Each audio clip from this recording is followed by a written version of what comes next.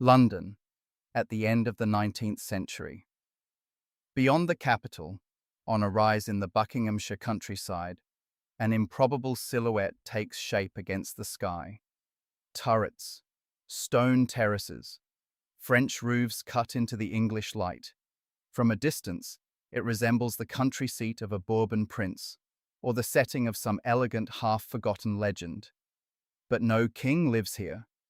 This is Wotdsden Manor, the Rothschild estate. An old money fantasy built not by hereditary monarchy, but by one of the most powerful banking dynasties in modern Europe. And its true story is far darker than its postcard beauty suggests. To the casual visitor, Waddesdon is a masterpiece of taste.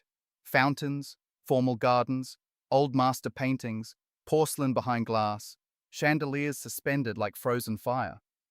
It looks like wealth refined into culture. It looks like permanence. But houses like this are never only houses.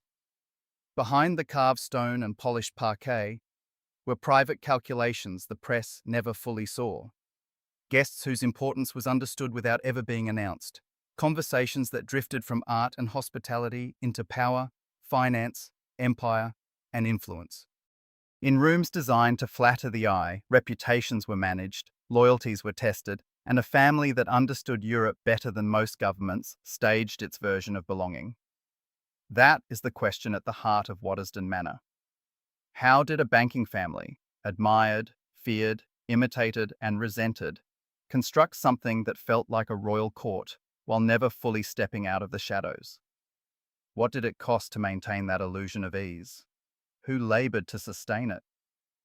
And what, exactly, was this glitter meant to conceal?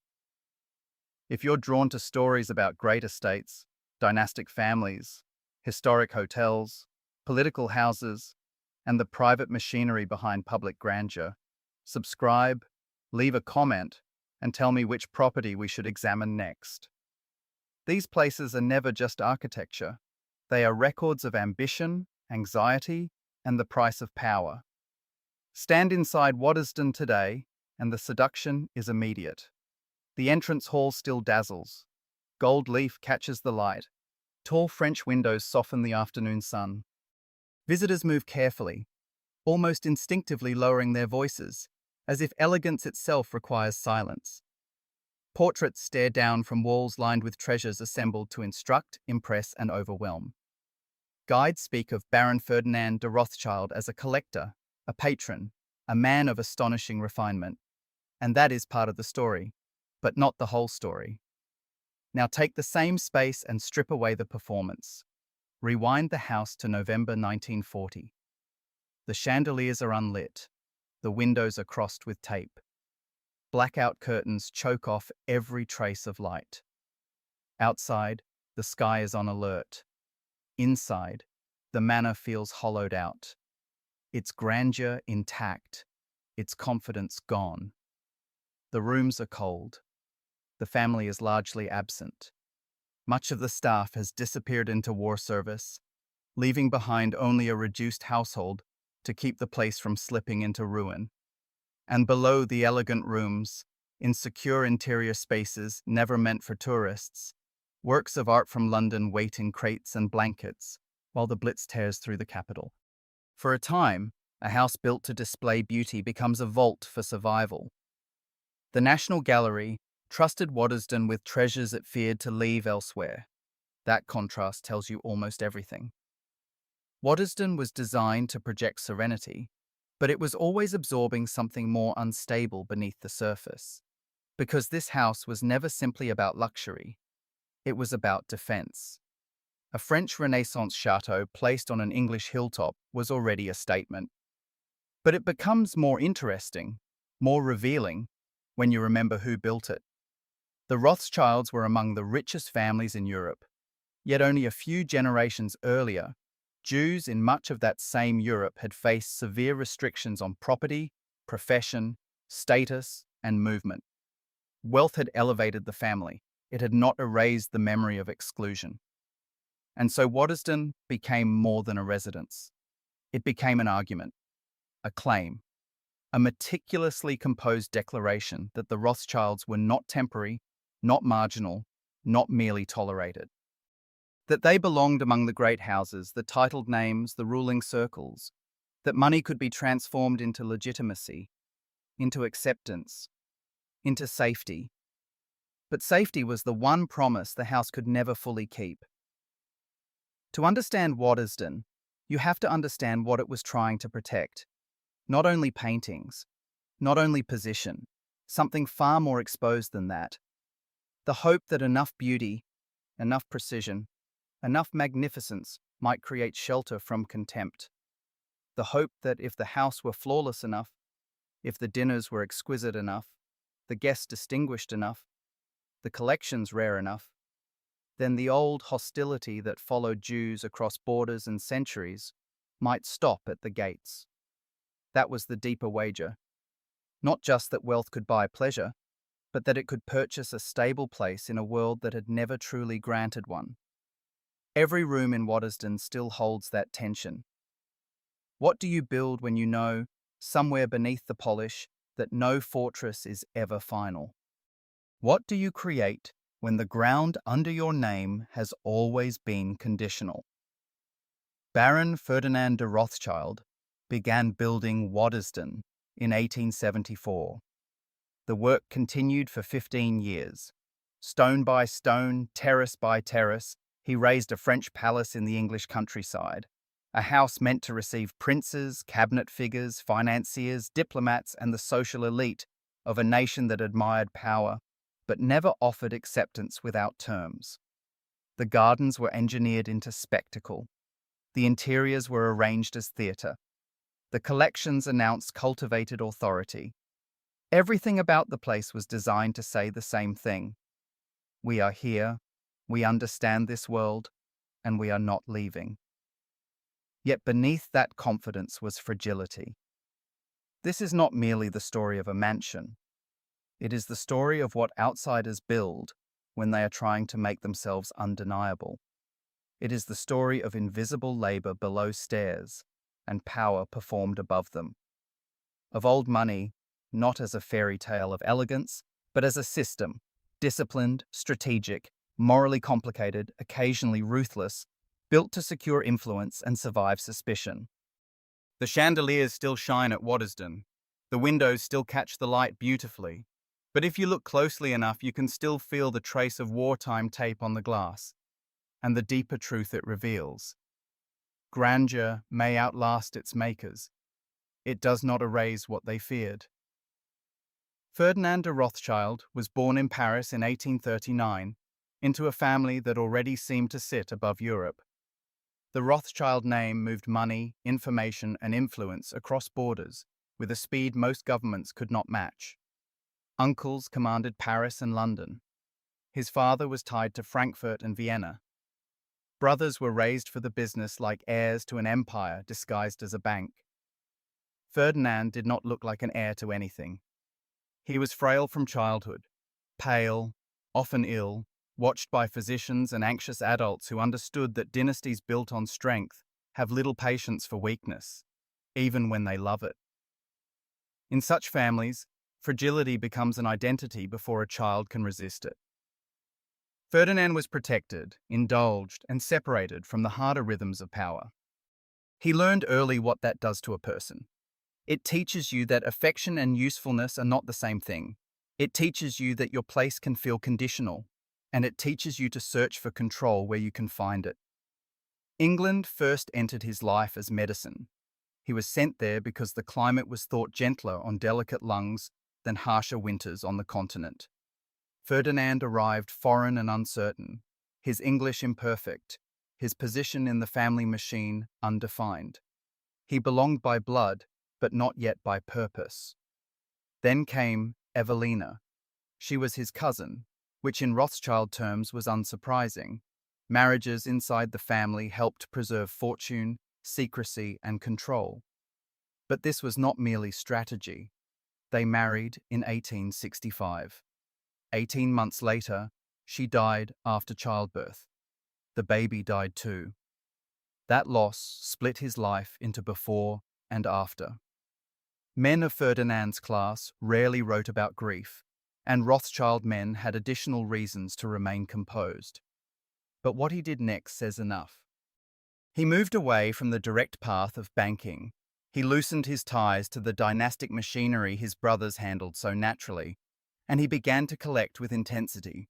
Porcelain, furniture, paintings, manuscripts, precious objects whose beauty could be measured, placed, protected, and made to stay. Collecting, in Ferdinand's case, was not just taste. It was a private system of order, a way to build permanence where life had offered none. Objects do not leave of their own will. They do not die. They can be catalogued, arranged, lit, and preserved. For a man shaped by illness and sudden bereavement, that kind of control was not trivial. It was emotional survival dressed as connoisseurship. By his early 30s, his London house was filling beyond reason. Rooms turned into storage. Crates narrowed passageways. Every available surface began to carry the burden of meaning. At a certain scale, collecting stops being domestic and becomes architectural. Objects require distance around them. They require setting, sequence, arrival. A collection wants an audience, but it also wants a stage worthy of its owner. That is why Waddesdon matters. It did not begin as a luxury project. It began as an answer. In the early 1870s, Ferdinand conceived a country house that would do several things at once. It would house his collections. It would attract the English elite. It would force a society that still regarded the Rothschilds as foreign, Jewish, continental, and too newly powerful to acknowledge that this family understood elegance as well as any ancient aristocratic line. And deeper than all of that, it would give visible form to something he could not stabilize anywhere else. Permanence. Not the legal permanence of accounts and trusts, but the emotional version. Stone, ritual, atmosphere, beauty pinned in place. He chose French Renaissance architecture because it spoke the language of cultivated authority. He chose grandeur because grandeur cannot be ignored. He chose a house that would receive princes, ministers, and the future Edward VII because invitation itself could be turned into proof. The building would say what society said only conditionally, that he belonged. Yet beneath that ambition was a truth. Families like the Rothschilds could become indispensable without ever becoming fully safe. Their wealth opened doors, but it did not erase memory of exclusion, restriction, contempt, and the knowledge that acceptance can be revoked. Ferdinand understood this, whether or not he said it plainly. No facade, however flawless, could finally settle the question beneath it. Still, he built as if it might. That is the tension inside Waddesdon from the beginning. It is not only a mansion. It is grief made elegant. Vulnerability translated into spectacle. A fortress disguised as taste. The hill in Buckinghamshire offered him the one thing life had repeatedly denied: a chance to shape the terms of the world around him. And so he climbed that hill with money, memory, and ambition, determined to raise a house grand enough to turn insecurity into public certainty. For a while, it almost worked. The hill was the first act of defiance. When Ferdinand de Rothschild acquired the land near the village of Waddesdon in 1874, he was not buying an easy site for a country retreat. He was buying roughly 2,700 acres of Buckinghamshire countryside, anchored by a bleak, exposed rise that seemed almost designed to resist him. The slopes were open to wind. The summit was bare. The roads were inadequate. The nearest rail connection was not close enough to make any of this convenient. To local eyes, it was an absurd place to attempt a palace. If Ferdinand had wanted comfort, he could have chosen gentler ground. If he had wanted efficiency, he could have built lower, nearer, and more sensibly. But comfort and efficiency were not the point. He wanted command. He wanted visibility. He wanted a house that would not merely occupy the landscape, but overrule it. That decision changed everything. Every ton of stone, every beam, every crate of glass, every carved ornament, every piece of roofing slate had to be dragged upward toward a summit that gave nothing away easily.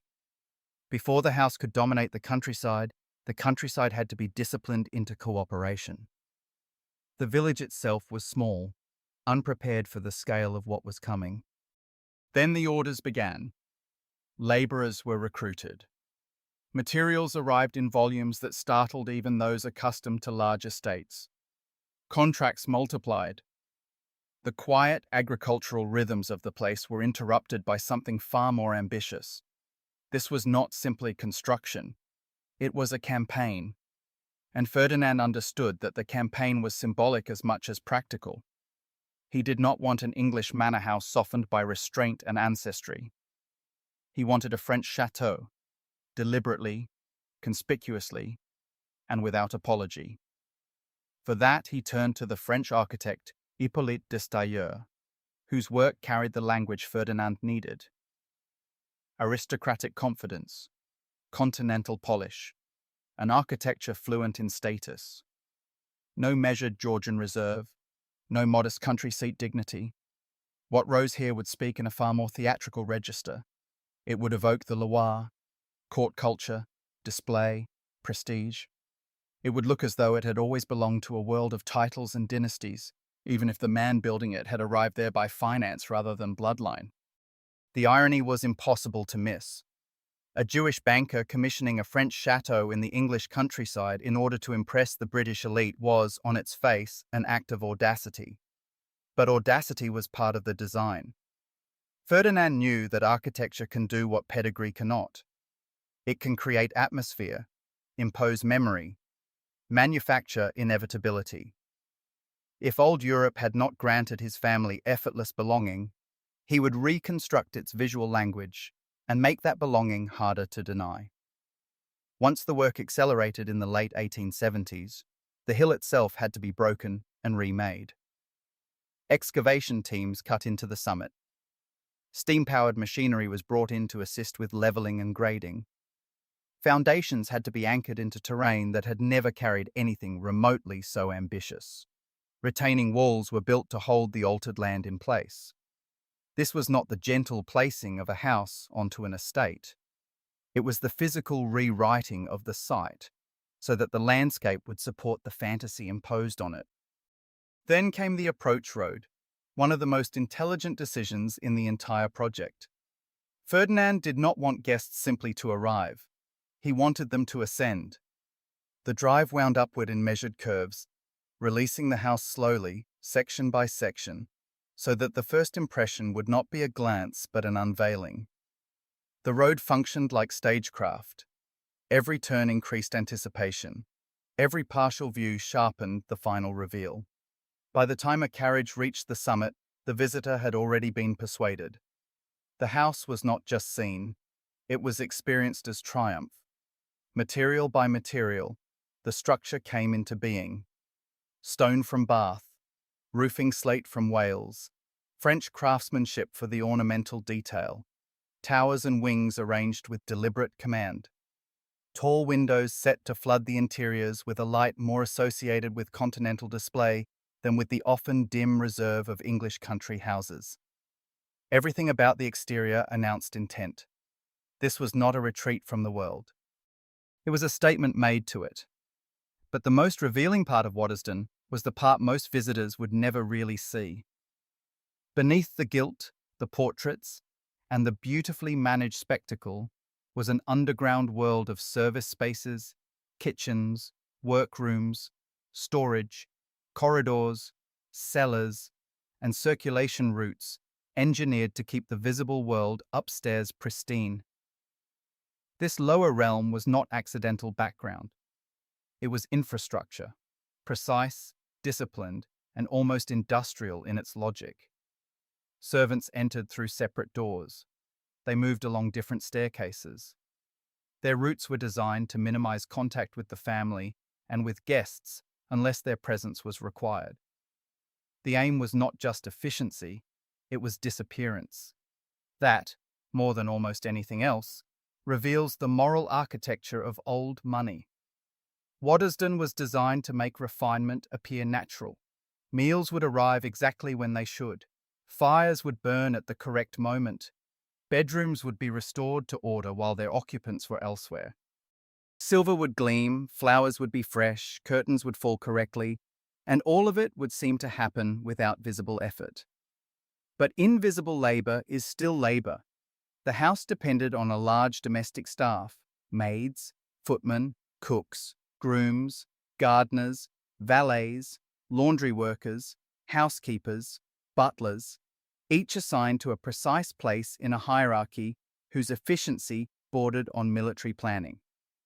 By the time the estate was fully functioning, the number of people required to sustain the illusion ran well into the hundreds. An illusion is the right word, because the ease upstairs was purchased by pressure below stairs. Every dinner demanded preparation on a scale guests never had to imagine. Every weekend gathering required choreography so exact it could collapse under the weight of one misstep. The family knew it. The servants certainly knew it. The guests, as guests often do in such houses, were encouraged not to think too hard about it. This was the true bargain embedded in estates like Waddesdon. Beauty was never free, belonging was never free, prestige was never free. A house could be made to argue that its owner belonged among the ruling class, but only by drawing heavily on the time, obedience, skill, and physical exhaustion of people who would never be invited to belong to that world themselves. By 1883, the main body of the house was sufficiently complete for Ferdinand to move in, even though the interiors were still being finished around him. That impatience tells you something. He had waited long enough. The vision was no longer theoretical. It stood on the hill in stone, slate, and glass, visible across the landscape, impossible to ignore. What had once seemed madness now looked like power. Soon the locals stopped talking about the folly of building there. They began using another word instead: barren. And the house, at last, was ready for its real purpose, not merely to exist, but to receive. Because a palace is only half built until the powerful walk through its doors and understand exactly what it is trying to say. The house was finished, at least in the way a great house is ever finished. The stone was in place. The towers held the sky exactly as Ferdinand intended. The reception rooms gleamed. The drive delivered its slow unveiling. The collections had found their setting. Now came the harder task. Waddesdon had to persuade. Ferdinand understood this from the beginning. A mansion of this scale was never merely shelter. It was argument. It was theatre. It was a meticulously staged claim about who he was, what his family had become, and where they deserved to stand in the social order of Britain. But architecture, no matter how dazzling, cannot validate itself. For the performance to matter, the right people had to attend. Not simply wealthy friends, not only cousins, financiers, or fellow collectors. He needed witnesses with symbolic force. He needed names that could convert spectacle into legitimacy. Above all, he needed royalty. When the Prince of Wales, Albert Edward, future King Edward VII, appeared at Waddesdon in the 1880s, the significance was obvious to everyone who mattered. It scarcely mattered which exact weekend it was. The fact itself was enough. The heir to the British throne had crossed a Rothschild threshold, dined at a Rothschild table, slept under a Rothschild roof, and submitted, however casually, to the hospitality of a family that much of polite society still treated as rich interlopers. In a culture obsessed with signals, no signal could have been more useful. It looked like social victory. Or more precisely, it looked like the nearest thing to victory that English society was ever prepared to offer a family like Ferdinand's. After that, the weekends at Waddesdon acquired their own momentum. Invitations became a form of currency. People compared them, pursued them, mentioned them at the right tables, and noticed who had not received them. Guests arrived by private rail carriage, then transferred to Rothschild conveyances for the final ascent to the house.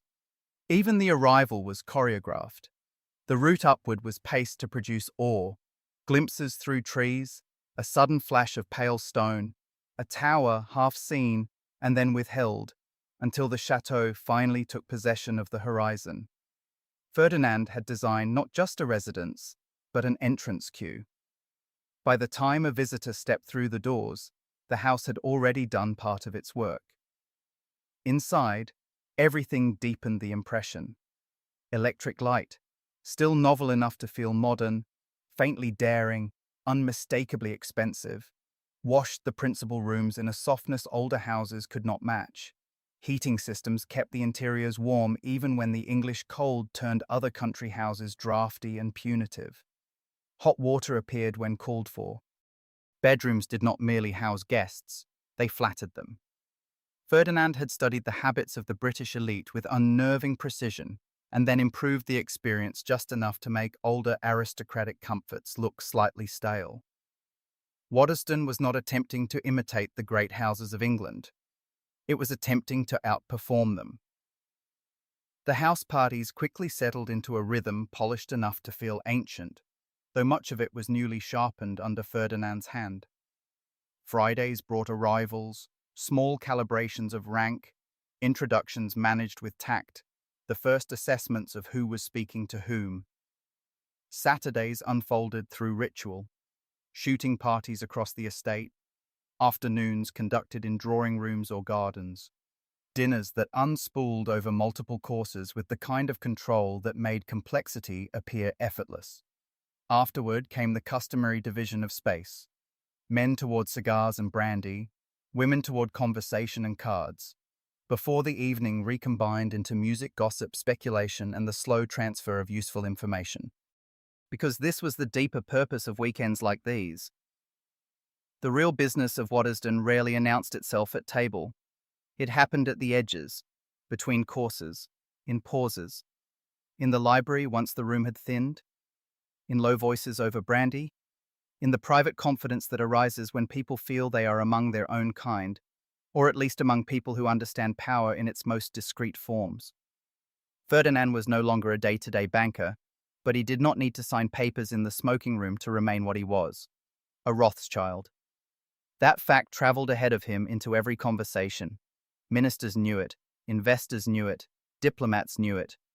The family network still stretched across capitals, and with it came access, intelligence, liquidity, introductions, and discretion.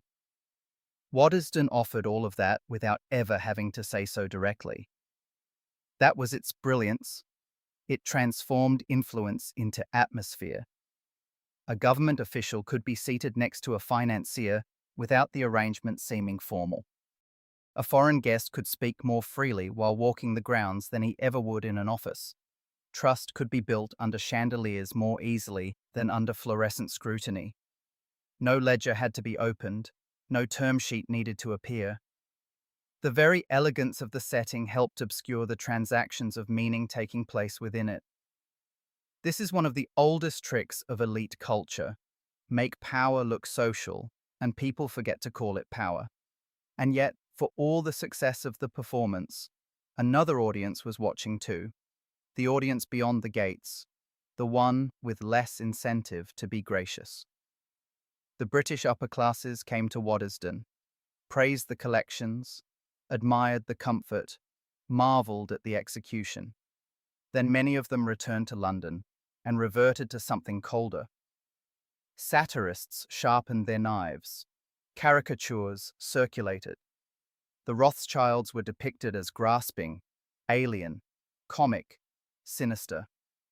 Their wealth was acknowledged, but never allowed to become innocents. Their sophistication was consumed, but not fully respected. Beneath the compliments ran a persistent current, too foreign, too Jewish, too grand, too recent, too rich by means that could never feel entirely gentlemanly to those born inside inherited rank.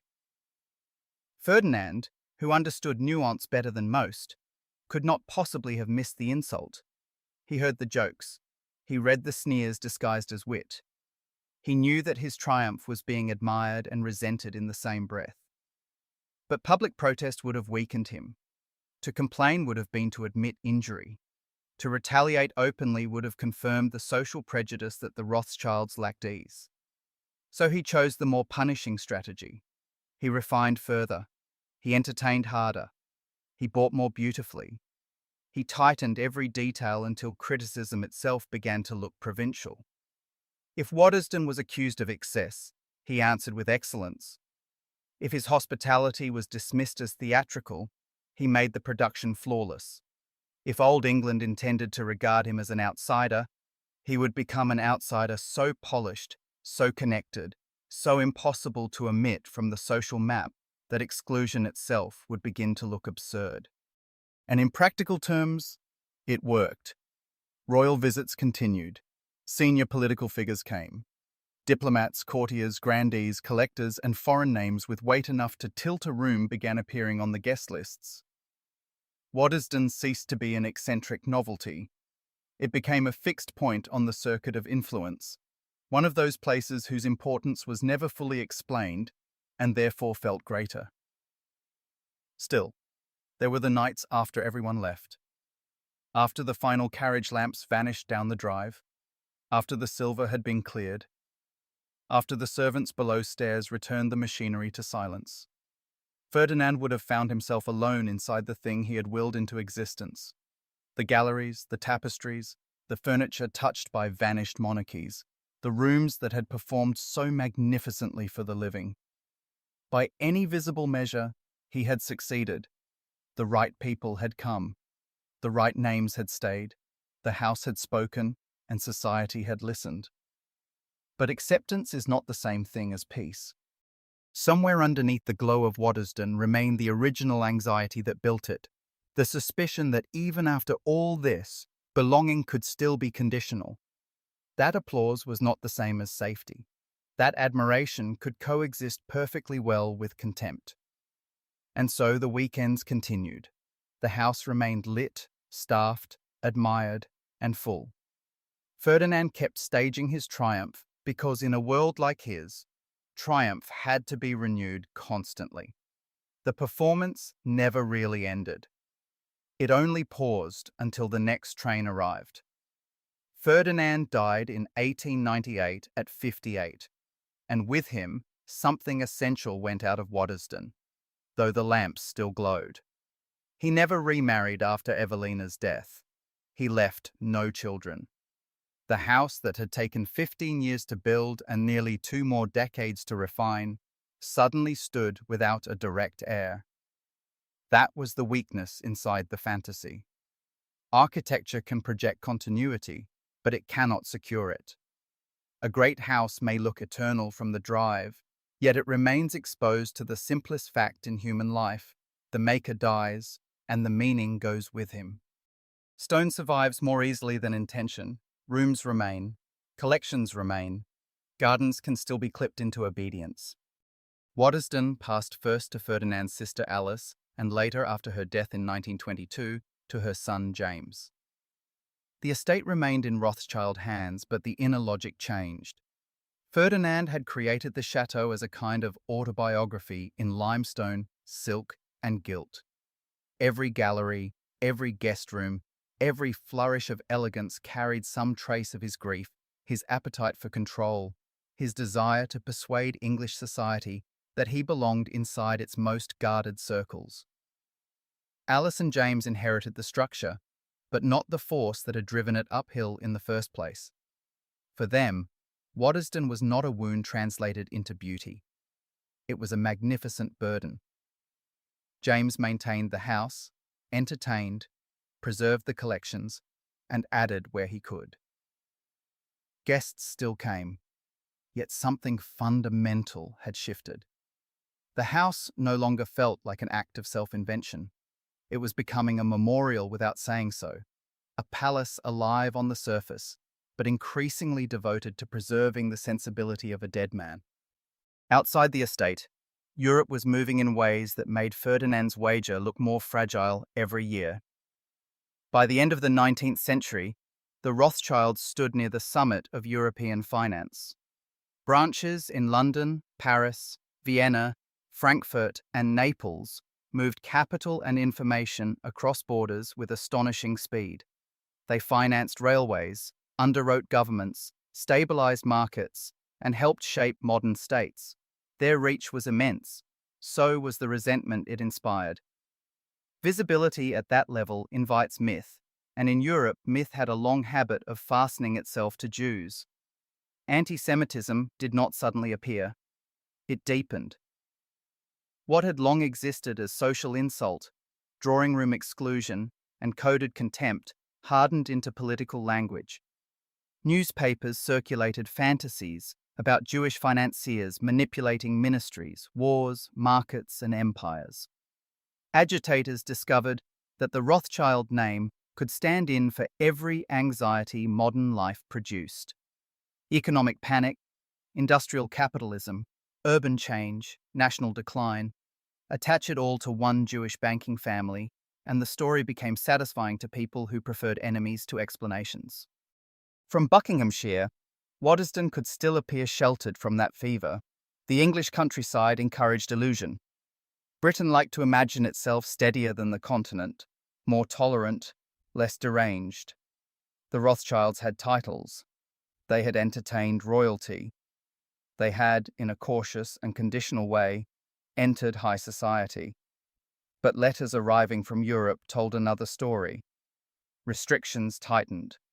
Public rhetoric darkened. Jewish success was recast as evidence of conspiracy.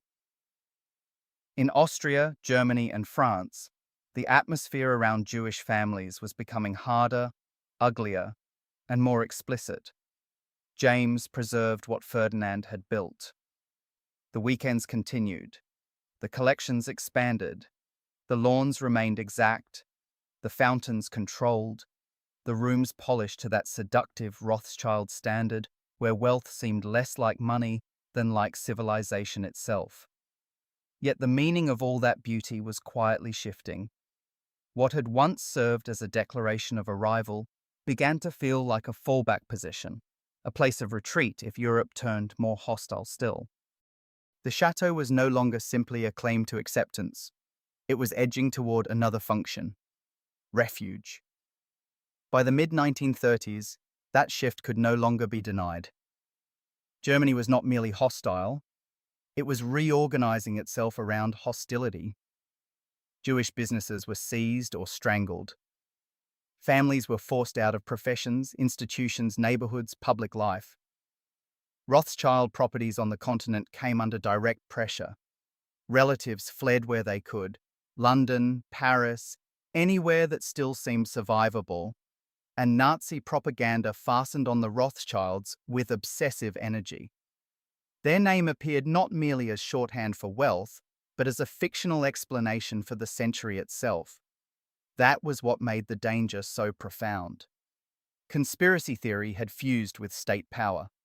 Police, courts, bureaucracy, propaganda, and military force were aligning against precisely the kind of transnational influence and protected status the Rothschilds had spent generations constructing.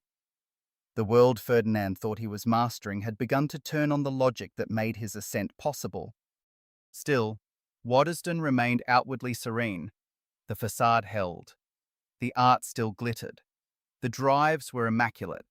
From a distance, it looked unchanged, perhaps even invulnerable. But that was the final illusion. The chateau on the hill was beginning to look less like a solution than like a question. What is a fortress worth when the civilization beneath it starts to move? James never fully answered that. He preserved the house because abandoning it would have meant admitting that Ferdinand's great wager had always been conditional. But condition was exactly what Europe was about to expose. By the late 1930s, the threat was no longer abstract. It was gathering in policy, speech, movement, steel. Storm fronts were crossing the continent, and Waddesdon, elegant and exposed on its hill, stood directly in their path. To understand why Waddesdon mattered, you have to look past the chandeliers and ask a harder question. What exactly made the Rothschilds powerful? Bankers is the usual answer, and it is not wrong, but it is far too small. Banking suggests ledgers, offices, credit, interest, and money moving from one account to another. The Rothschild system was more ambitious and more unsettling. It was a private network spread across Europe that learned how to move information, capital, and influence faster than states could regulate it. The structure began in Frankfurt with one family and one extraordinary decision. Meyer Amschel Rothschild, born in the Jewish ghetto and trained in trade, finance, and survival, understood that his sons would have to operate beyond the confines that had limited him. So he placed them across the map: Nathan in London, James in Paris, Salomon in Vienna, Karl in Naples, Amschel remaining in Frankfurt. 5 brothers in 5 capitals, not as rival firms, but as coordinated organs of a single body. Their genius was not merely financial. It was logistical, relational, and above all, informational. In the early 19th century, news moved at the speed of horse and carriage. Governments were slow. Diplomats were slower. Markets could change in an afternoon if someone reached them first. The Rothschilds built their edge around that fact. They created private courier lines, trusted riders carrying coded correspondence between branches, often outrunning official dispatches. Political tremors, military campaigns, bond opportunities, currency pressures, regime instability, the family often knew before ministries did. Information became position. Position became profit. This is why Waterloo entered financial legend. Nathan Rothschild in London received news of Napoleon's defeat with speed. What he did next has been exaggerated and turned into folklore. The truth is murkier. But the larger point remains. The Rothschilds emerged from the Napoleonic era with staggering authority because they understood that in modern finance, timing could be more decisive than force. After the wars, they did not conquer Europe with armies. They financed the governments that survived them. They arranged sovereign loans, managed reparations, floated public debt, and inserted themselves into the infrastructure of states trying to rebuild or remain solvent. Railways, canals, mining ventures, emergency financing, industrial growth.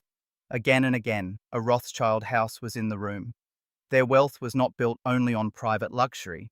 It was built on proximity to public power. That made them indispensable. A family network that crossed borders so fluidly did not fit neatly into nationalism. In peacetime, that flexibility looked like genius. In moments of stress, it looked to enemies like conspiracy. British projects could be financed by a family with branches in Paris and Vienna. French debt might be structured by men whose cousins sat in London. Money went where opportunity existed, and the family's first loyalty was to the family system itself. They operated inside empires without belonging fully to any single one. That was their strength. It was also the source of much of the hatred directed at them. Waddesdon sat within this world, not as a bank, but as one of the system's more elegant instruments. Ferdinand had stepped away from daily financial management, yet he had not stepped outside the network. A Rothschild house did not cease to be political because no one opened a ledger at dinner. Ministers, investors, diplomats, aristocrats, and figures could meet in a setting where everything appeared social, civilized, and harmless. Over shooting, claret, cigars, and conversation, people said things they would never have risked in an office. That was part of Wotdsden's true value. It gathered power without naming it. A cabinet minister spending the weekend did not merely honor Ferdinand's hospitality. He entered a network of trust in which future access could be negotiated without seeming to be negotiated at all. A foreign envoy invited to the estate did not simply enjoy the gardens. He offered impressions, signals, and fragments of intelligence.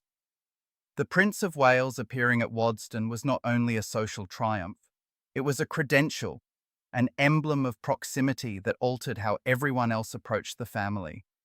Seen this way, Waddesdon was never just a mansion. It was a relay station for influence. Information circulated there as quietly as wine. Trust accumulated there the way art accumulated piece by piece, until the total effect became overwhelming.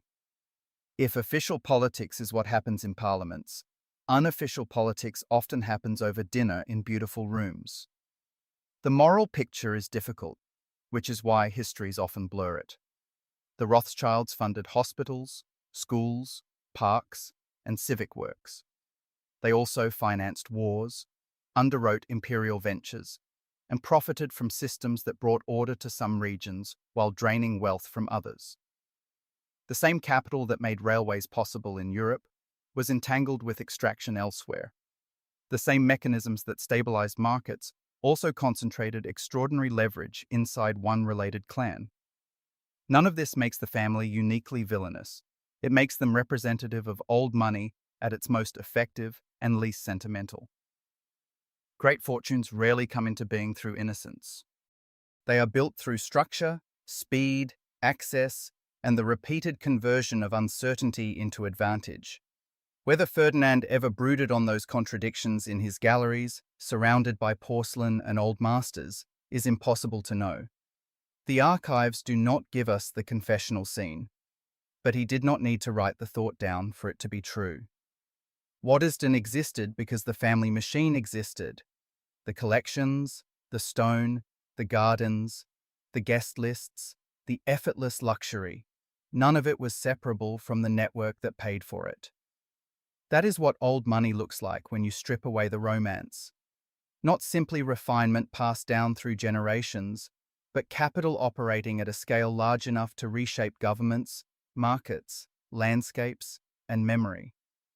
Waddesdon was beautiful, but beauty was never the whole story. Beneath every polished surface lingered the harder question such houses are built to distract you from. How was this world made, and who bore the cost of making it? Guests encountered Waddesdon as calm, glittering perfection. That was the illusion. Perfection had to be produced before dawn, sustained all day, and repaired again at night. Long before the family stirred upstairs, the house was in motion. The day began in darkness. Kitchen maids were first awake, often by 4:30. Coal ranges had to be lit and coaxed into heat. Water had to be raised to temperature. Ovens had to be readied. Even in a house that advertised modern comfort, the work remained physical. Buckets were lifted. Ash was carried. Floors were scrubbed. Fires were laid in room after room, so that by the time a guest rang for chocolate or tea, warmth seemed to have appeared on its own. That was the secret at the center of great houses, labor made invisible until comfort looked natural. By sunrise, maids had already passed through reception rooms, corridors, bedrooms, and dressing rooms. Grates were cleaned, fresh coal was set, curtains were straightened, upholstery was brushed. Silver was polished again because brilliance was never a finished state. Dusting was not housekeeping so much as ritual. Everything had been cleaned yesterday. Everything would be cleaned tomorrow. At Waddesdon, maintenance made elite life possible. Below stairs, order depended on hierarchy. The butler governed the male side of the machine. He supervised footmen, pantry boys, under-butlers, service that gave the house its reputation for perfect hospitality. He controlled timing, wine, table settings, plate changes, and the choreography of who was served first, when, and how. One hesitation, one missing glass, one mistimed course, and the illusion of seamless wealth could fracture. The housekeeper held equivalent power over the women. She directed housemaids, laundry workers, chambermaids, and the women responsible for linens, bedrooms, and maintenance. Her standards were severe because the system required severity. A badly made bed, a fingerprint on a mirror, dust in a corner, a crease where none should be, any of it could bring punishment, and repeated failures could mean dismissal. Upper-class domestic service fused invisibility with perfection. To remain unseen, you had to work so precisely that no sign of effort remained. Beneath the butler and housekeeper stood the upper servants, valets, ladies' maids, and others entrusted with clothing, private rooms, possessions, and social presentation. They handled intimacy without equality. They knew fabrics, jewelry, moods, routines, and weaknesses. Below them came footmen and housemaids, then the kitchen staff, and finally the youngest and lowest paid workers, scullery maids, hall boys, and runners doing the hottest, dirtiest jobs for the least reward. Everyone knew the line between ranks. Meals below stairs reflected the same order. Upper servants ate separately, often with better food, better crockery, and more ease in conversation. Lower staff ate more quickly and under less pleasant conditions. In a great house, hierarchy shaped tone, access, posture, and the right to linger.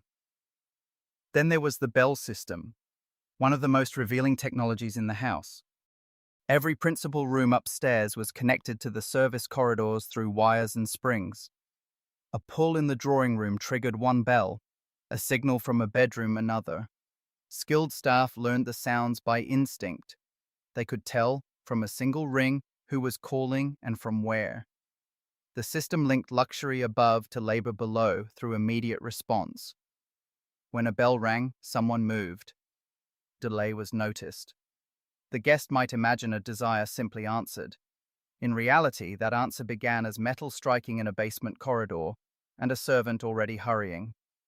What the staff thought of the Rothschilds survives only in fragments: letters, wage books, household notes, the occasional recollection. By the standards of the era, the family paid reasonably well. Employment at Waddesdon could offer more stability than harsher aristocratic houses or factory work. Some servants stayed for years, even decades, which suggests that however exhausting the regime, it was bearable by the standards available to them. But stability is not equality, and fair wages are not freedom. Employees understood that Waddesdon carried prestige. Royalty visited. Cabinet men dined there. Names slept in bedrooms the staff had aired, made, and warmed. To say one worked at Waddesdon was to borrow a little of the house's status. Yet borrowed status came with an unmistakable limit. The grandeur belonged to others. The servants were permitted to maintain it, never share it. There are traces in the record of respect for the family, but also of distance. Former staff sometimes described the Rothschilds as considerate, civilized, exacting, and difficult. That combination tells its own story. Kind employers could still be employers. A household might function without open cruelty and still rest on a symmetry so complete that it shaped every hour of life inside it. A servant could be dismissed for incompetence, insolence, pregnancy, a quarrel with a superior, or simply failing to fit the tone of the house. Dismissal meant more than lost wages. It often meant lost housing and, worst of all, a damaged reference. In domestic service, reputation traveled faster than people did. One bad ending could narrow the future instantly. That is why the phrase "well treated" demands caution. Better than some was not the same as free from coercion. Courtesy can soften domination without changing its structure. A gentle master remains a master. The larger truth is harder and more important. Waddesdon's beauty depended on people whose labor was designed to vanish into the surfaces they maintained. The crackling fires, the perfect sheets, the polished silver, the hot water, the endless courses, the flowers renewed before they faded, the sensation that wealth naturally arranged itself into elegance. All of it rested on human effort so constant and so deliberately hidden that later generations could walk through the house and mistake the result for atmosphere. That is one of old money's oldest achievements, turning labor into background and background into grace. The bells still hang in Waddesdon's service corridors. Now they are silent, museum pieces from a vanished order. Once they rang all day, and every time they did, someone ran. The servants understood rank because rank governed every hour of their lives. The Rothschilds understood rank too, but theirs was more unstable, more conditional, and therefore more dangerous. At Waddesdon, they could appear to stand near the summit of English society. Outside its gates, they were still reminded, sometimes elegantly and sometimes with ugliness, that proximity was not the same thing as acceptance. In 1898, the year Ferdinand died, a French newspaper printed another caricature of the family. The image was grotesque, a grasping figure with distorted features bent over a globe, marked by finance and power. Similar images circulated across Europe. In Germany, Austria, France, even Britain, the Rothschild name was made to carry the imaginative weight of anti-Semitic paranoia. Sometimes the figures clutched money sacks. Sometimes they dangled politicians like puppets. Sometimes they spread over maps like a disease. The iconography shifted. The accusation did not. The Rothschilds were portrayed as alien beings manipulating governments, markets, and nations from behind the curtain. These were not fringe scribbles traded in secret. They ran in mainstream newspapers, popular magazines, parliamentary pamphlets, and everyday European life. Anti-Semitism was not hidden. It was ordinary. It sat in jokes, editorials, dinner conversation, and insinuation.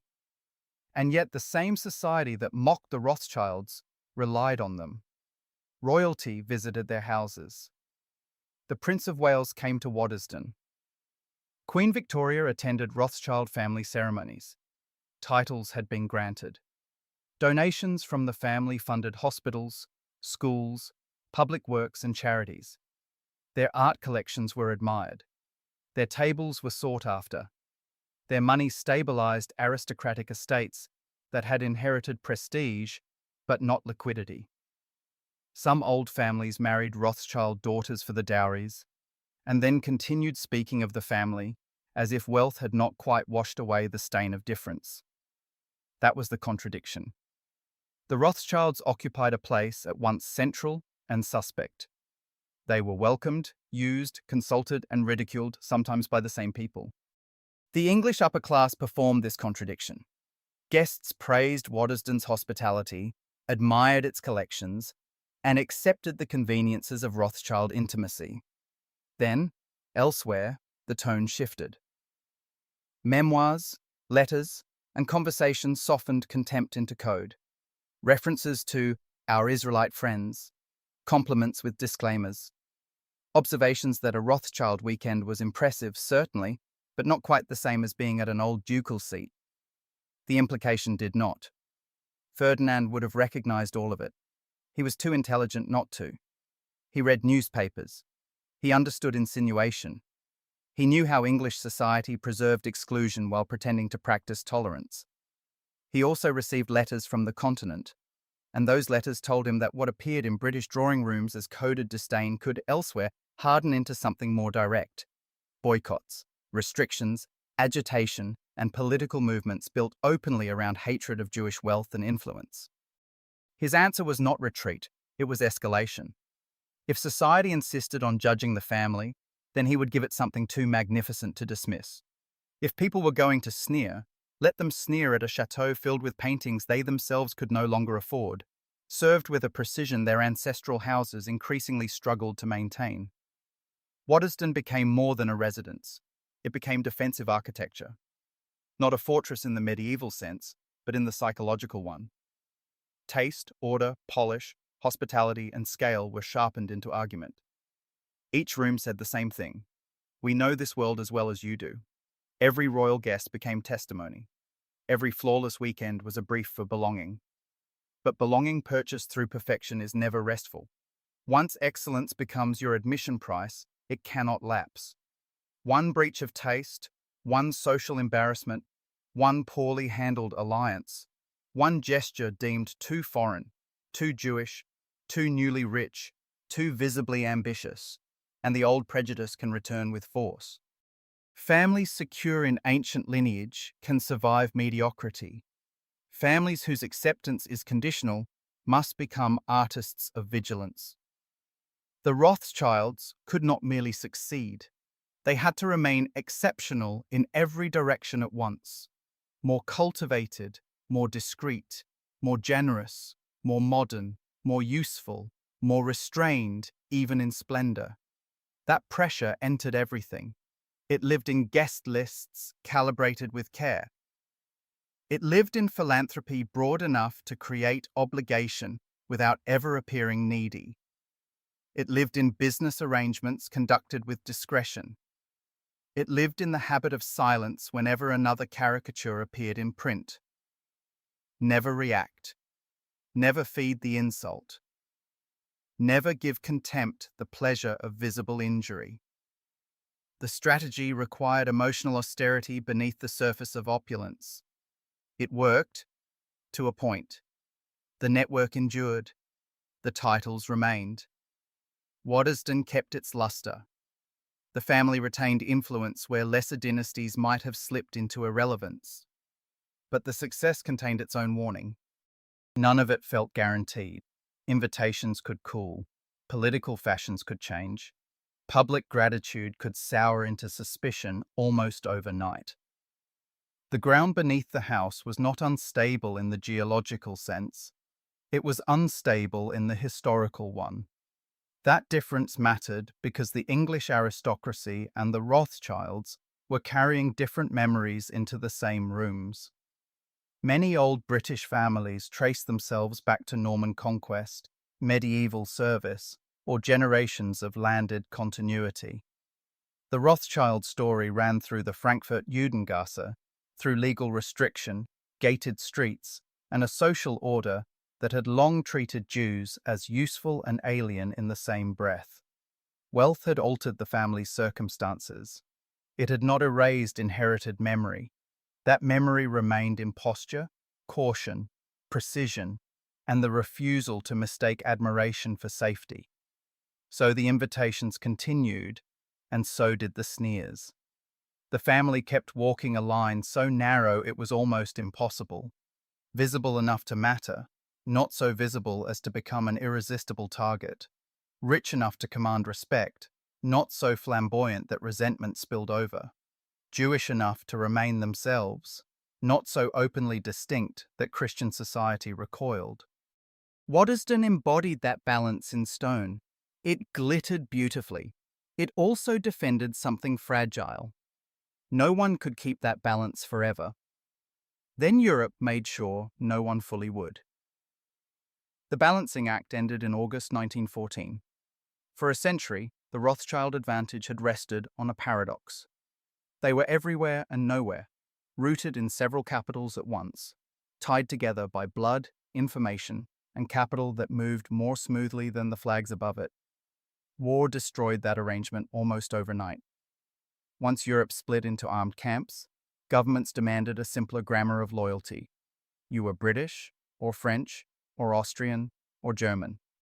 The fracture was not theoretical, it ran through the family itself. London stood with Britain. Paris stood with France. Vienna and Frankfurt belonged to enemy territory. Men who had spent years as cousins, correspondents, and business partners were suddenly forced into the language of national allegiance. The old Rothschild system, which had once seemed modern precisely because it floated above nationalism, now looked dangerous. To remain credible, each branch had to prove devotion to its own government. The simplest way to do that was brutal. Silence the family network. Communication thinned. Formal ties were suspended. Relationships that had made the dynasty formidable were treated, for a time, as liabilities. Waddesdon itself stood far from the front. No trench line cut through Buckinghamshire. No artillery shelled the terraces. And yet the war reached the house with efficiency, because war never needs to enter a drawing room to alter it. It arrives in absences, in empty corridors, in the chair no one returns. In the half-finished routines of a staff cut down by enlistment and death. Young men from the estate left in uniforms and vanished into France. Footmen went, gardeners went, stable hands went, hall boys, under-servants, men whose working lives had once been devoted to fires, horses, cellar keys, and silver trays, now moved through mud, wire, and artillery smoke. Some returned altered, some returned damaged. Some did not return at all. After the war, Their names would be carved into the estate memorial in a plain sequence that ignored rank. In death, the distinctions of the house gave way to a quieter order. Servants and family belonged to the same grief. James de Rothschild, who had inherited Waddesdon through his mother, Alice, served as well. He enlisted, was wounded, and returned to duty. While he was away, the chateau drifted into a strange half-life. It did not collapse, but it no longer fully lived. A reduced staff kept the structure breathing, fires in the necessary rooms, repairs only where they could not be avoided, gardens maintained just enough to prevent surrender. The great machine slowed to a skeletal rhythm. The house waited for normal life to resume, not yet understanding that the world which had created it was already gone. The wider damage to the Rothschild world was deeper still. The Vienna branch, once central to the family's continental power, was battered by the collapse of Austria-Hungary. Assets lost value, properties were frozen or destabilized. In Germany, defeat and upheaval produced their own forms of pressure. The family network that had taken generations to assemble was broken apart along national lines that had mattered less when the system was designed. War did not merely interrupt the Rothschilds, it exposed the fragility of any fortune that believed itself agile enough to float above history. That was the deeper humiliation of the conflict. Money could influence governments, finance railways, underwrite empires, and furnish palaces. It could not stop artillery. It could not bargain with machine guns. It could not save the young men who polished silver and then died in trenches. Ferdinand had built Waddesdon as a declaration that wealth, taste, and social mastery could create a zone of safety. The war demonstrated the limit with merciless clarity. Beauty did not repel catastrophe. Status did not cancel mortality. The moral picture darkened as well. Like other major banking families, the Rothschilds remained entangled in war finance. Bonds were issued, governments borrowed. Reconstruction would later require its own arrangements of credit. The family did not invent this system, but they were part of it. That uncomfortable fact made them ideal targets. Anti-Semitic propaganda sharpened during and after the war, casting Jewish financiers as hidden authors of Christian slaughter. The accusation was obscene, but it drew strength from proximity to a harder truth. Banks did profit from war, and the Rothschilds were banks. Christian-owned institutions framed their earnings as patriotic duty. Jewish institutions could be portrayed as conspiracies. When James returned after 1918, Wotdsden was both intact and irrevocably altered. The walls still stood, the collections still glittered. The lawns could be restored, the rooms reheated, the dinners resumed. But something beneath the polish had failed. The estate no longer radiated the same confidence in charm, curation, and control. A memorial stood in the grounds listing the dead, and that stone told the truth more plainly than any salon ever could. The house had been built to suggest distance from violence. Yet violence had reached into its workforce, its family, its future. The men who had sustained the illusion were gone, and their absence could not be redecorated away. By the time peace arrived, the damage was larger than numbers. Something foundational had been broken. Waddesdon remained magnificent, but magnificence no longer meant security. The war had stripped away the family's belief that success, properly managed, could become shelter. Beyond the restored terraces and clipped lawns, Europe was preparing once again to prove how incomplete that lesson had been. The parties returned, but they returned with ghosts. In the early 1920s, James de Rothschild brought Waddesdon back to life with the disciplined elegance great houses specialize in after catastrophe. The rooms were opened, aired, repaired. Dust was chased from attics and galleries. Carpets were beaten, silver polished, shutters thrown back.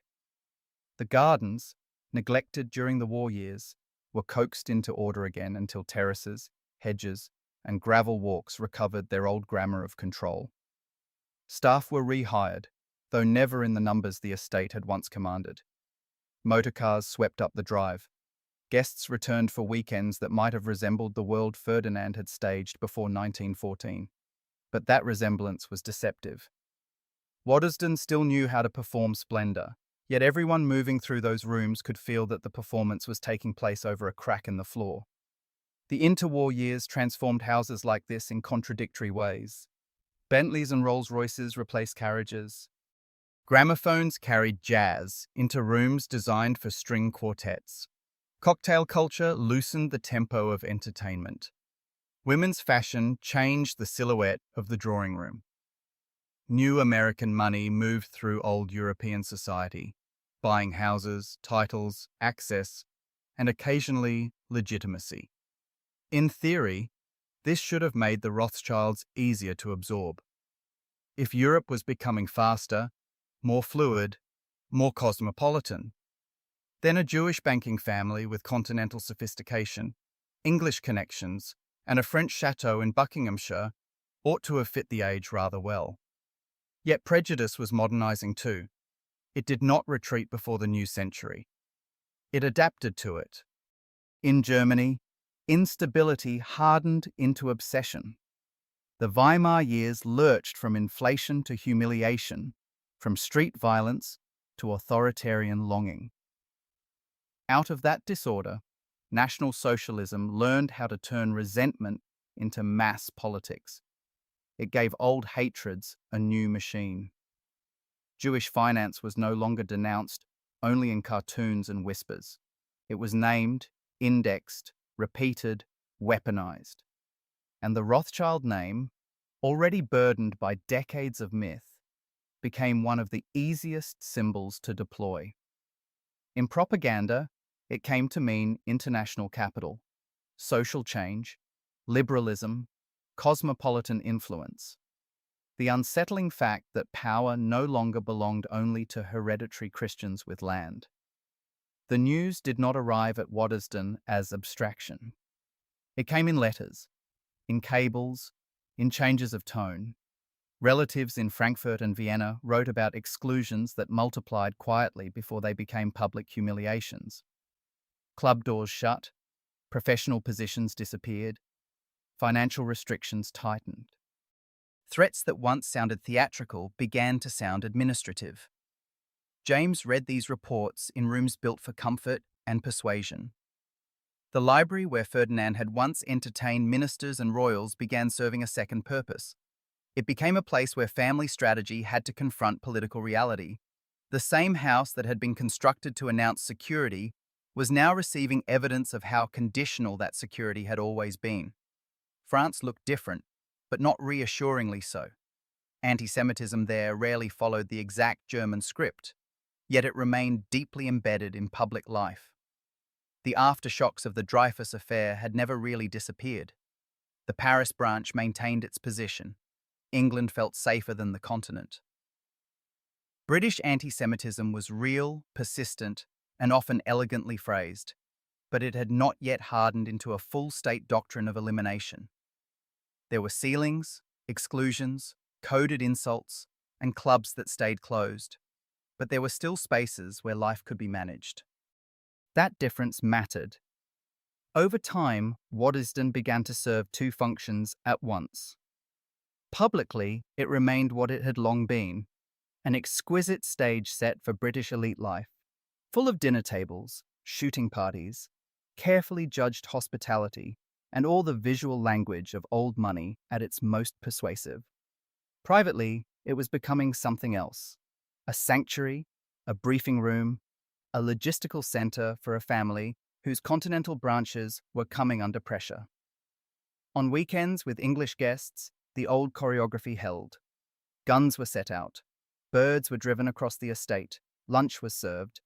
The conversation moved under chandeliers with practiced grace. The illusion of continuity survived because it had to. But on quieter days, when only relatives were present, the atmosphere shifted. The same drawing rooms that had once hosted easy displays of success now held more urgent conversations. Which assets could still be moved? Which properties were most vulnerable? Who needed to leave Frankfurt first? How long could Vienna be held? What could be transferred to London? What could be hidden? What might have to be abandoned? Even the art changed meaning. Ferdinand had collected for beauty, status, order, memory. Under pressure, the collection acquired another identity: portable capital. Paintings were no longer objects to be admired on the wall. They were condensed wealth, movable, concealable, saleable if survival required it. Quietly, some objects began shifting towards safer storage. By the mid-1930s, denial was no longer plausible. Hitler was in power. Legal humiliation hardened into legal exclusion. The Nuremberg laws stripped Jews of civic belonging in Germany. Businesses that had survived earlier waves of hostility now faced coordinated destruction. The Frankfurt Rothschild Bank, a house bound to the origins of the dynasty itself, was forced toward closure. Family property came under direct threat. What had once been slander in print was becoming policy in law. Then came November 1938. Kristallnacht ended any lingering ambiguity. Synagogues burned. Jewish businesses were smashed and looted. Men were dragged from homes and beaten. What arrived at Waddesdon in letters and telegrams was not rumor, but proof. Violence had become official. James gathered the family at the estate, and the agenda was no longer social positioning or financial efficiency. It was survival. How to get people out. How to protect capital. How to preserve the parts of the network that could still function. How to accept, without saying it too bluntly, that some branches of the old world were already lost. Waddesdon now felt both sheltered and exposed. Geographically, it stood at a remove from the continent's worst convulsions. Symbolically, it was the kind of place fascism loved to point at.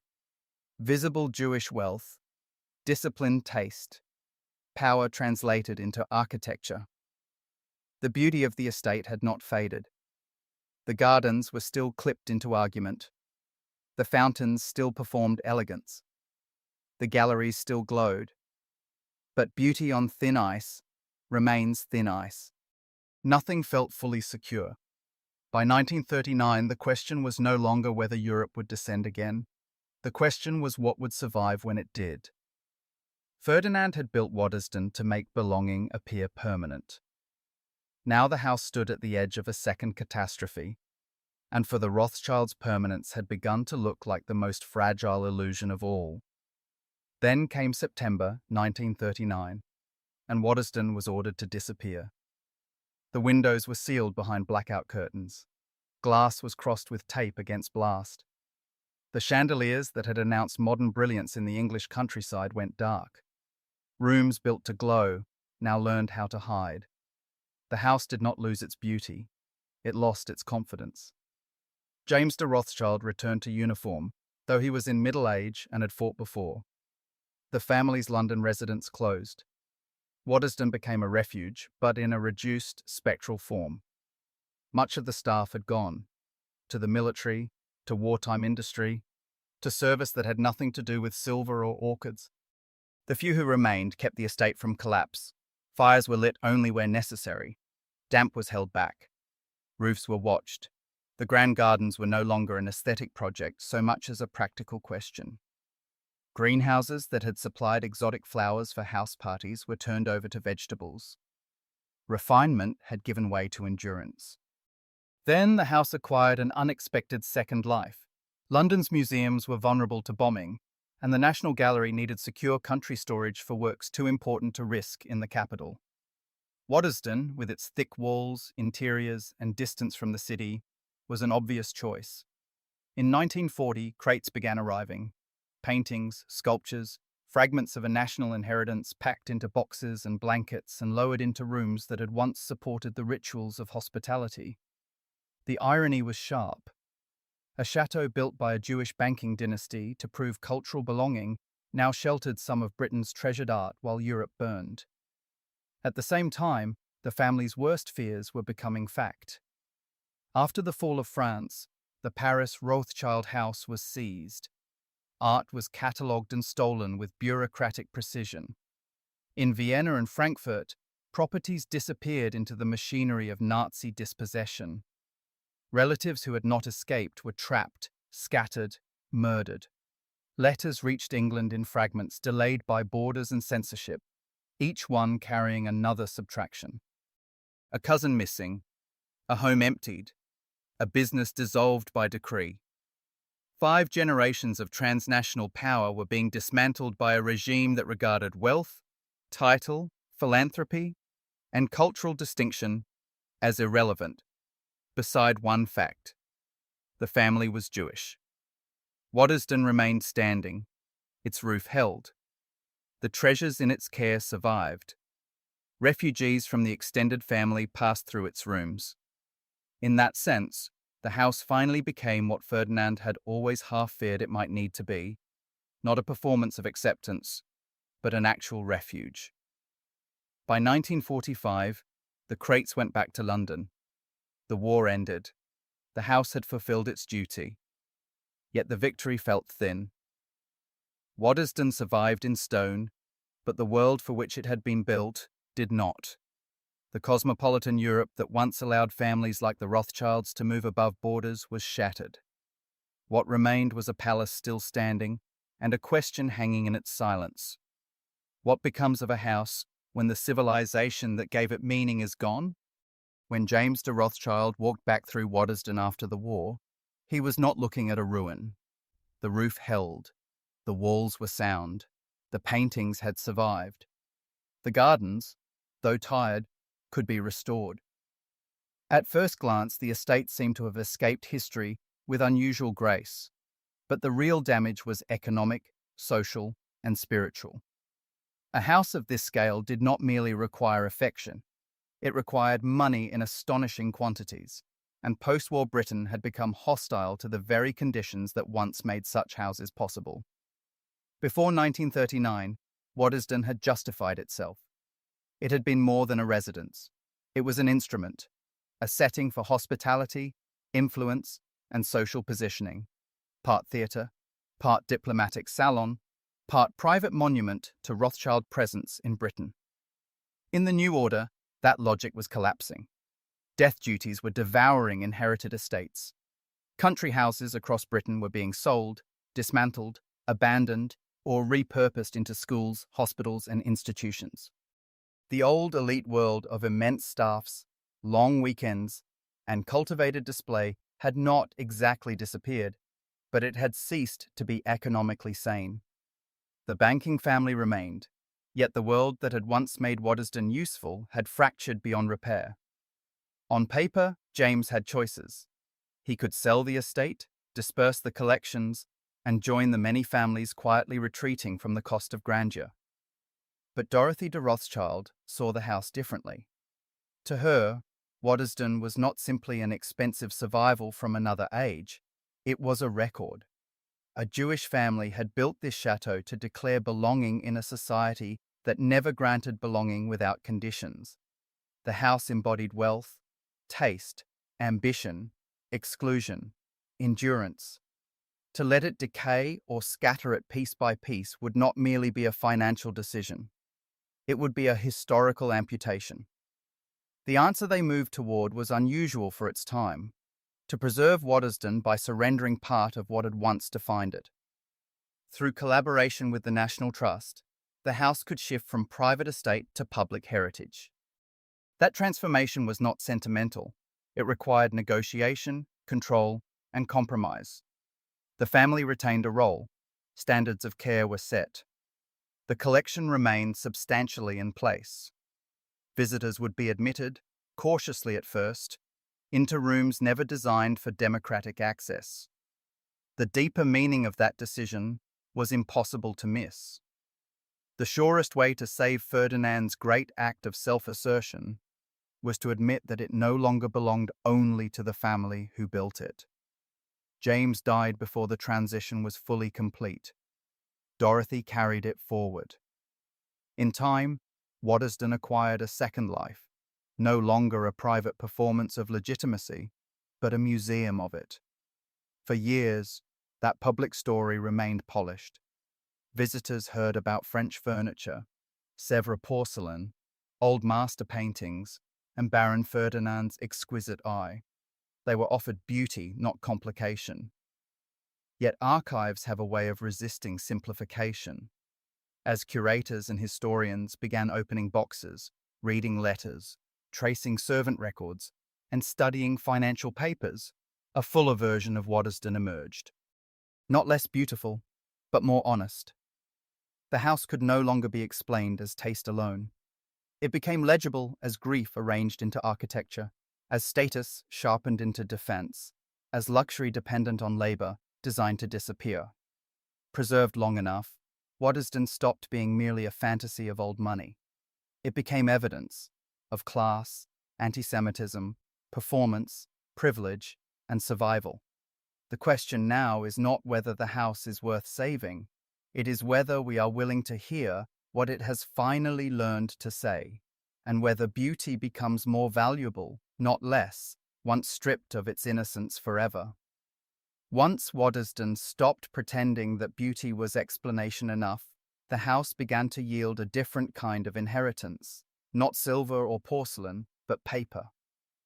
In attics, cupboards, service rooms, and long-neglected storage spaces sat the real afterlife of the estate.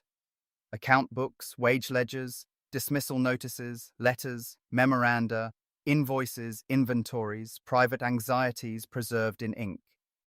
For decades, much of it had remained either untouched or politely underused, the raw material of a fuller story that no one had been especially eager to tell.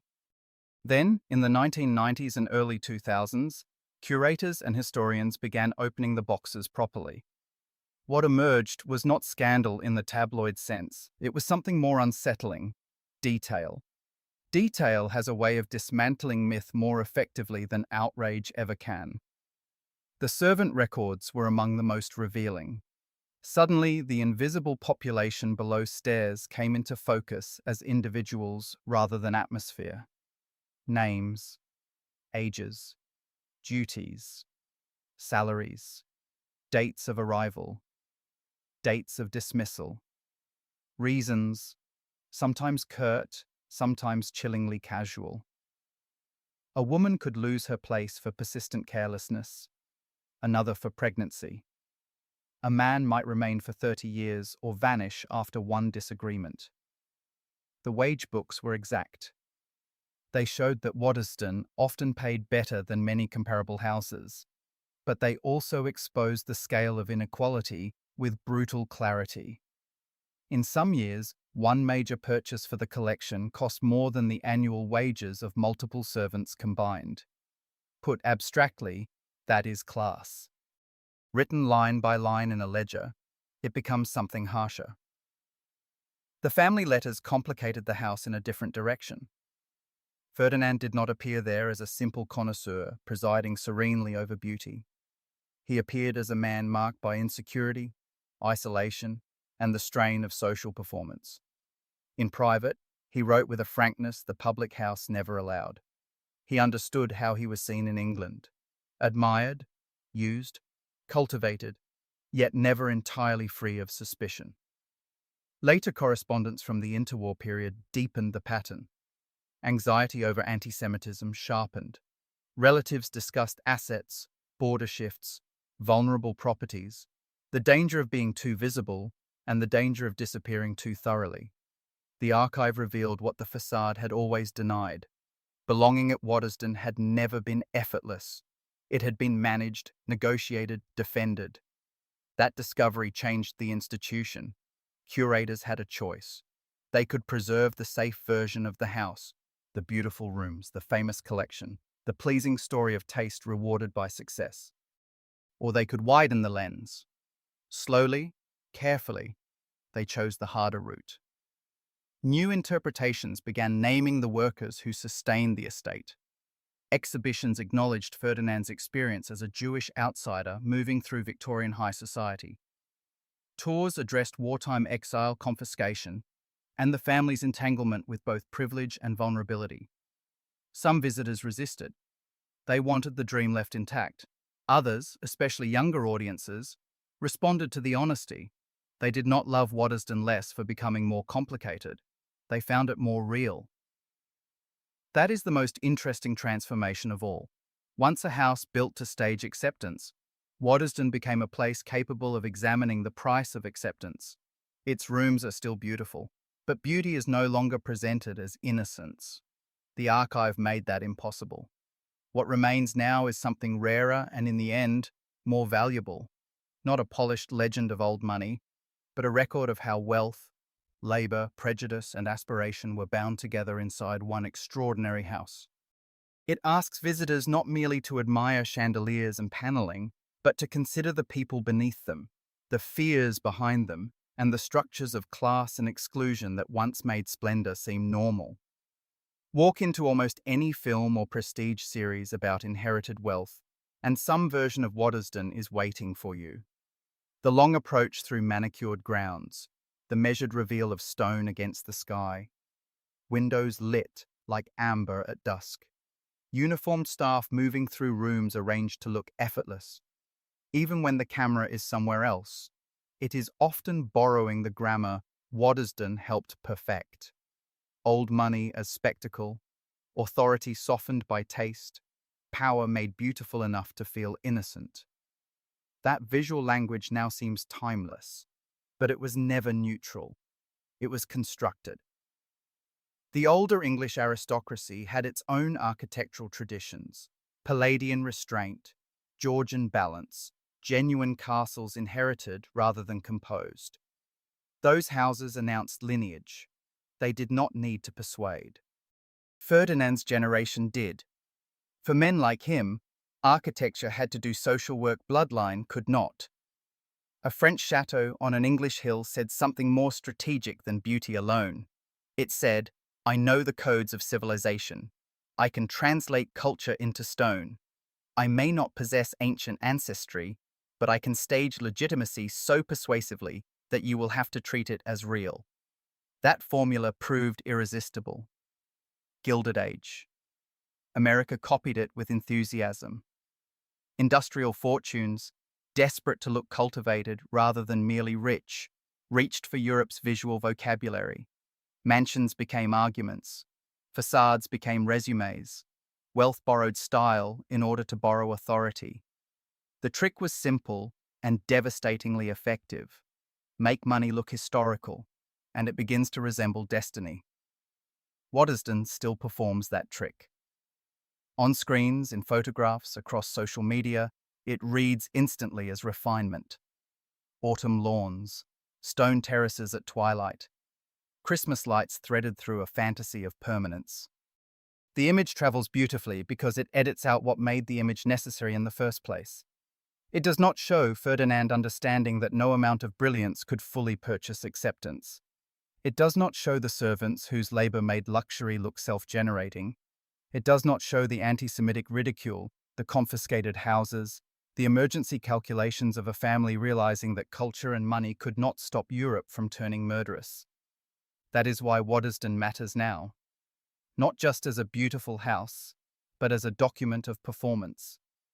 It shows how wealth dresses itself as taste, how outsiders manufacture belonging, how prestige depends on what remains off-camera. The fantasy still works because the aesthetic is seductive. Candlelight flatters. Gravel drives promise order. French roofs against English weather still suggest civilization held in suspension. But beauty is not the opposite of power. Often it is power's preferred disguise. To see Waddesdon clearly is not to admire it less. It is to admire it with sharper eyes. The house remains stunning. It also remains evidence. It helped teach the modern world what old money should look like. Now it can also teach us what that image was hiding. Labor, anxiety, calculation, exclusion, and the exhausting pressure to turn wealth into legitimacy. The picture is exquisite. The truth beneath it is what gives it weight. At the gates, the visitor turns for one last look, and Waddesdon appears to offer what great houses always promise at dusk: symmetry, order, permanence, a world held in perfect suspension. But what the house gives now is something rarer than fantasy: It gives perspective, not the flattering myth old money once told about itself, but the harder truth beneath the polish. Waddesdon no longer asks to be admired blindly. It asks to be read. Its lesson is not simple. Wealth did not save this family from hostility. Beauty did not cancel fear. Influence did not guarantee belonging. Behind every chandelier stood labor meant to disappear. Behind every graceful dinner, a hierarchy. Behind every performance of ease, calculation, strain, and the knowledge that acceptance could be withdrawn as quickly as it was granted. The house makes one thing uncomfortably clear. Power and vulnerability are not opposites. In certain families, in certain eras, they arrive together. And yet the final meaning of Waddesdon is not despair. The house could have remained a sealed relic, a preserved fiction of elegance without consequence. Instead, other choices were made.